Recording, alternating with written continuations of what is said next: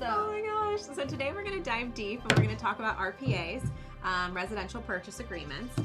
This is basically a contract that that a lot of people in the state of California use in order to put an offer in and purchase a home. Yep. And one of the kind of big, well, not scary, but the big commitment type of step you take when you get acceptance, when you make an offer using the residential purchase agreement and the seller accepts your offer, is one of the first steps you have to take is you have to deposit into escrow. Right. Your earnest money deposit, which is, the way I look at it, it's like an act of good faith from the buyer to the seller saying, I'm putting money where my mouth is. Mm-hmm. Like, I'm telling you I want to buy your house, and I'm going to put a deposit down on your house while we go through our inspections and everything. Right. Right? Is that like Yeah, absolutely. So typically in California, it's a 3% standard EMD, earnest money deposit. And, you know, when you're putting an offer in a house, it's one of those tools that you can use to make your offer look more attractive. That EMD is exactly what it sounds like. It's earnest money deposit. So it's your earnest money. It's saying, hey, I'm serious about buying your house. I'm a serious buyer. I'm not messing around. And it shows how, you know, how much you want to move forward and how much you're committed to purchasing that home. So it doesn't have to be 3. You know, if you really are serious and you're capable and you have the funds to bump it up, bump it up. That's great. Is it, so I'm curious, like, does the value of the home or the purchase price ever make that 3% change, or is that pretty standard whether you're buying a $500,000 house or a $2 million house? Is that standard pretty much across the board? Yep. Okay. And what about for buyers? Like, I work with some veterans. Mm-hmm. I love my veteran buyers, and like, they may not have 3, if they're buying the house with no money down, they may not have 3%. So in circumstances like that, is there flexibility to have a smaller earnest money deposit? Tell me about some options that you guys have at Cross Country about that helps veterans specifically, because their loans look different and their option of purchase look different than a traditional conventional loan or obviously a cash buyer. Yeah, so, well, with VA loans, we can do no money down. So 100% financing, which is amazing. Yeah. Love that. And they so deserve that. It's an incredible benefit that they get. So what we do is, if they put an earnest money deposit into escrow to make their offer look stronger to the seller, and they had the funds to do it, they just get it refunded. Any of that deposit that was not used towards closing costs, because there's no down payment needed, anything in excess of just the standard closing costs would just get refunded at the close of escrow back to the veteran. So they get that money back, but they still were able to, like, put a good faith earnest money deposit. In some circumstances, what I've seen on my end is, if for my veterans that don't have it, like, they just don't have that kind of money saved up to do it, that act of good faith, their agent just has to negotiate the deal for them where it's maybe only a 1% deposit or no deposit. I mean, I know that certainly probably makes it a little harder for the seller to view them as a stronger buyer, but I've seen it done. Yeah, I think I'm really glad that you touched on that, because I think that's a good point to make with regard to relationships, because we always talk about how relationships are so important, and who you choose to be your advocate and who you choose to work with is so important. Yep. And when you've picked an agent that has built those relationships in their community, that gives them so much more leverage in terms of negotiation. So if I were to have a veteran buyer and they don't have that 3% EMD, you know, but I'm in my zone, I'm in my place, you know, and I have my people, and, you know, I take care of them, they take care of me. That gives me more leverage, you know, to help, you know, go to bat for my clients and, you know, and help them get that house that they want. Yeah, and that is so huge, Allie. And we've talked about this, you know, in just private conversations between us, how there's the textbook real estate 101 that you learn. God, you were talking about that private conversation. Okay. Yeah. I was like, what's she gonna say? Not any other, no. But we've talked about how, there's the stuff like you learn in the textbooks when you get licensed. Yes. But then there's like the street smart knowledge. And part of that is, like you said, it's that trust, those relationships. You've done transactions with other people in your community, and they know they can trust you, that your word means something, that you do your due diligence, right. that you are ethical. Mm-hmm. You're professional, you operate to a high level of professional standards. And so that is huge, because when you do have a veteran buyer or a regular buyer that maybe they're getting a gift for their down payment and they don't have the money yet to put in some huge earnest money deposit, because the earnest money deposit, if we have failed to mention this, it's typically due within 3 days of your offer being accepted. So you don't have a lot of time. That wire has to go fast, right? Especially if you got into contract like on a Friday, and then the next day is like the weekend, and the business banks aren't open on the weekend, so it can come very quickly. So you have typically 3 days unless you've negotiated otherwise. So if one of my clients is getting a big gift for their down and they don't have a ton of their own savings on hand that they can liquidate, it is up to, I think, a lot of times the agent to be able to negotiate that appropriately with the seller's agent. And a lot of that is that trust, that credibility, your reputation, right? Like, the agent is like, I trust Allie. Like, I know if Allie tells me this is good, it's good. Right. It's trustworthy. So that's huge for sure. 100%. So I love that we talked about EMDs, and we're talking about your relationships and who you choose to work with, and why you're choosing to work with them. Who are they connected in that area? Are they, respected in that area? Are they trusted in that area? Those are all key points. Another thing that we talked about diving into is contingencies. Yes. So that's a huge chunk. That's a big part of the contract in your RPA or your residential purchase agreement that is going to show that you're strong and that you are in this, and that goes hand in hand with your agent that's representing you in their negotiation tactics. So let's dive into a little bit about loan contingency, obviously, for one, right? Yeah. So we talked about last week about being fully underwritten and making sure that all your ducks are in a row. Mm-hmm. So before you go in and start looking for homes, get all your ducks in a row, which means you reach out to your lender first, you get pre-approved, and you do your best to get fully underwritten before you go in. Because once you are fully underwritten and you're competing against other buyers that are cash, you're in the game. Like, you're in it to win it. You're not going in there with just a pre-approval. No, big difference. So, well, the first thing I think it's important to share with listeners is a contingency is like a legitimate way out of the contract where you don't lose the deposit. So what did you call them last week? Gimmies? Not outies. It's not an innie. It's not an outie. It's a gimme. It's like a get out of jail free. No, I'm kidding. No, but basically, when you put that deposit in, you are saying that you are going to perform on all the terms of the contract. Mm-hmm. And there's only a handful of ways that a buyer can back out of the contract without risking a penny of their earnest money deposit, which nobody wants to lose their earnest money deposit. Right.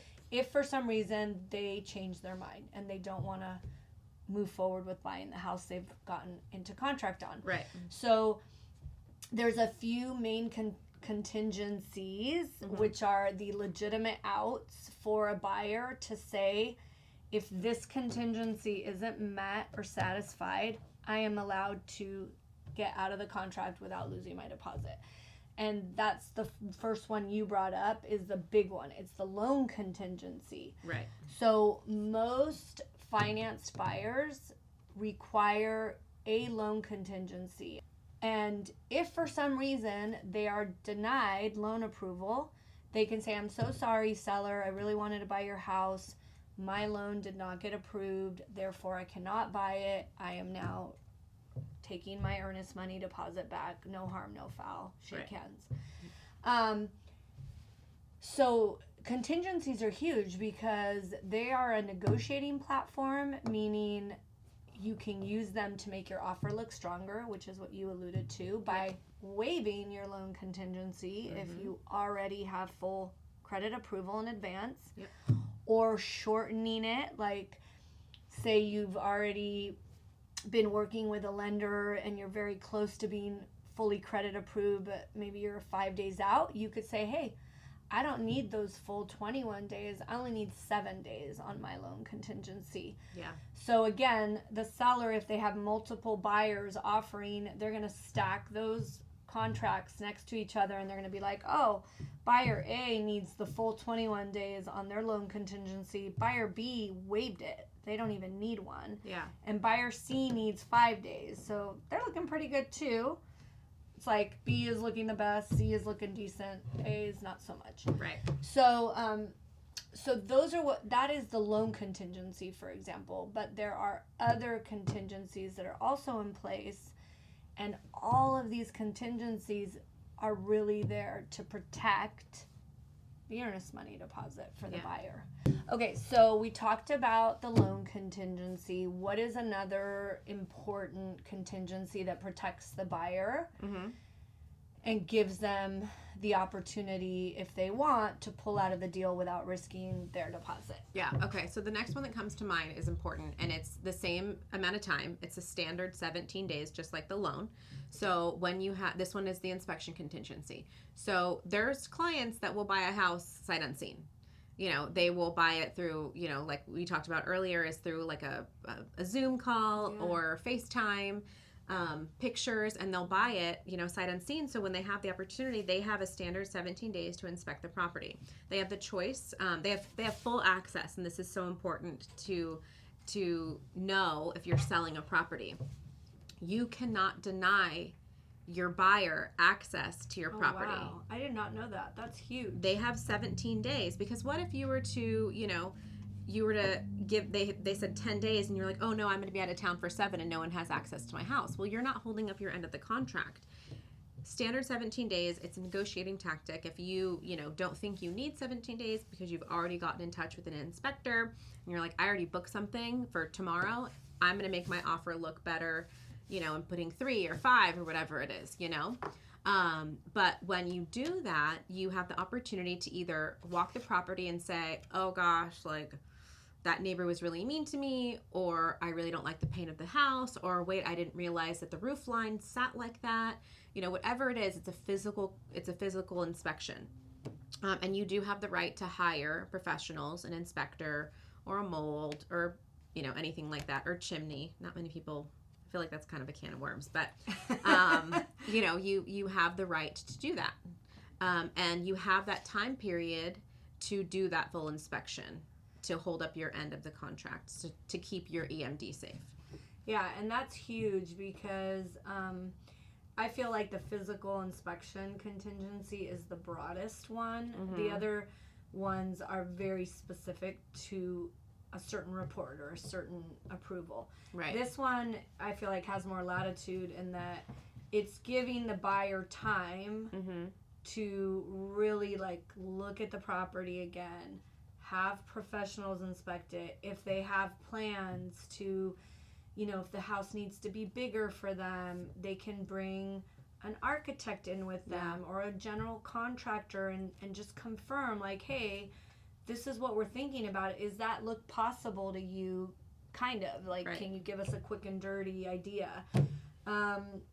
So it just lets people kind of exhale from the frantic like offer buzz of making offers and getting acceptance, and exhale, and then have some time to like go back, make sure they feel really confident, they still love the house, nothing is brought to light through one of the inspection reports or just through your secondary or third visual inspection that changes that for you, changes how you feel about buying that home. Right. I've had people, you know, go at different times of the day and see what traffic is like on the street, how busy the street is, the lighting, the noise.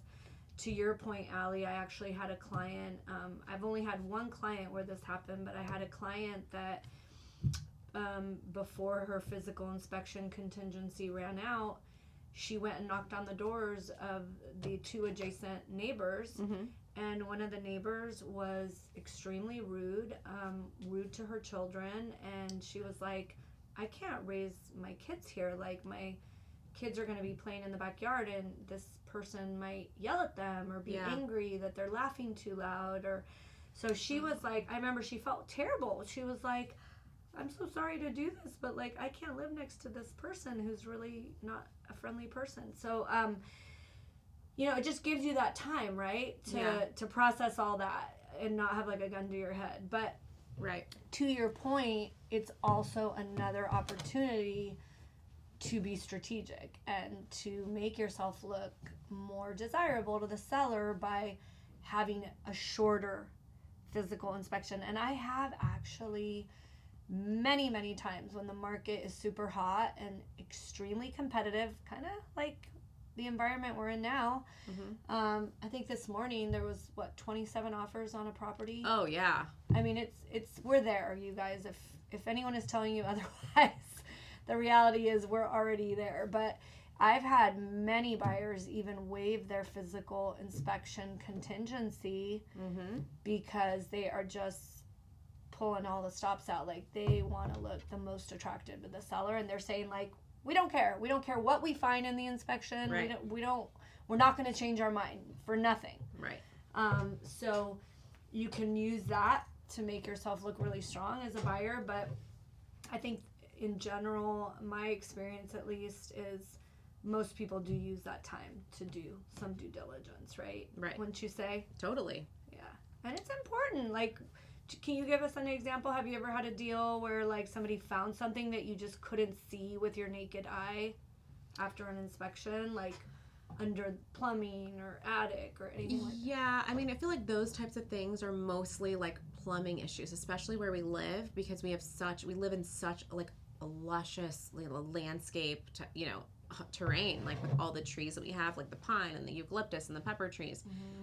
There's a lot of root issues that can happen in homes, and you can't see that, and that can sometimes go unnoticed just by walking in. I mean, everything on the surface could look amazing, but you get underneath and you really lift up the skirt, for lack of a better term, and see that maybe it's not so great. Especially because not the spread I wanted. And it's also too like because of where we live, in PV, you being where you are on the peninsula, there are a lot of people on septic. Oh yeah, I'm on septic. Yeah, that's why I didn't want to say like the city, because we're reaching international viewers. But it's not everywhere, but it exists. The septic is back there, and then there's a couple streets in RPV that are still on septic, and that's huge because you have no idea this giant tank of poop. When it was installed, what its integrity is. Does it have any cracks in it? When was it last cleaned? That's such a great was example. It cleaned every year? Was it cleaned once 28 years ago? Oh, gosh. Those are the type of things that you want to dig into. Yeah, no, that's such a great example. Literally. No, not literally. Definitely not. Let the big guys in rubber suits, take that deep dive. Yeah. No, but that's a great example actually of something that you couldn't see with the naked eye, right? Yeah. You have to get a professional, and there are professional septic people that can give you a report on the condition of it and whatnot. Yeah. So I love the physical inspection contingency personally, because I feel like it's kind of a big catch-all for the buyer, and it is scary when you're like sending that deposit in. It's usually a big chunk of money. Right. And I feel like it just gives buyers that sense of security that like, okay, if something is discovered that is too big for me to handle, too big of a repair, too costly, I am not going to lose this money. So that's a really huge one. What's another really kind of prominent one that people use or sometimes waive. Yeah, the appraisal contingency would be next. Yeah. That's really, really important, especially in the lending world. Yep. There's scenarios where, you have your appraisal come back and it comes back, significantly less than the price that you're purchasing it for. Then what? Yeah. What does that look like for you from a lending standpoint? Yeah, so this is a great question for me because I always tell my clients there's two aspects to the appraisal. One is the emotional aspect, which is like you want to feel like you paid the right amount for the house you bought, right? As a consumer, you don't really want to feel like you overpaid. In a perfect world, you want to feel like you got a bargain, but that's just not really reality. Right. In a competitive market. It's not likely to happen, let's put it that way. But you want to feel emotionally like, okay, I paid a fair market price. So the emotional aspect of an appraisal is just having that affirmation that you paid the right amount for this huge, important investment. Right.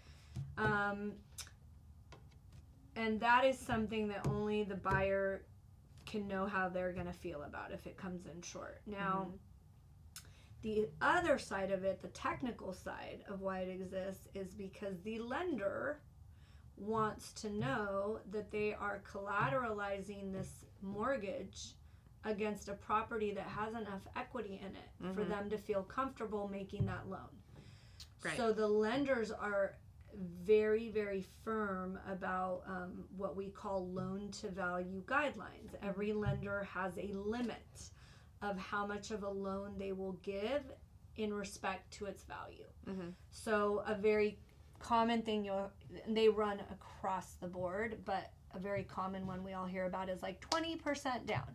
Well, that means that lender will lend up to 80% of the value of the property and is expecting the buyer to come in with the 20% of their own savings. Right.